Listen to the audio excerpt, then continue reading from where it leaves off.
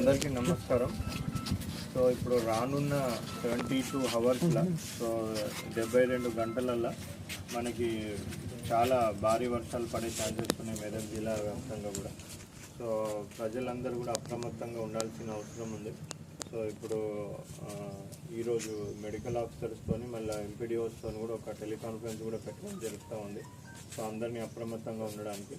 So భారీ వర్షాలు పడే ఛాన్సెస్ ఉన్నాయి, అప్రమత్తంగా ఉండాల్సిన అవసరం ఉంది. అదేవిధంగా మనకి సీజనల్ వ్యాధులు, సో ఇది మనం ఇప్పుడు ఆల్మోస్ట్ ఆగస్టు ఎండింగ్కి వచ్చినాం. సెప్టెంబర్ 1 కూడా మనకి సీజనల్ వ్యాధులు ఎక్కువ వ్యాప్తి చెందే ఛాన్సెస్ ఉంటాయి. కాబట్టి సెప్టెంబర్ మంత్ కూడా మనం ఆగస్ట్ ఎట్లయితే అలర్ట్గా ఉన్నామో సెప్టెంబర్లో కూడా ఉండాల్సిన అవసరం ఉంది.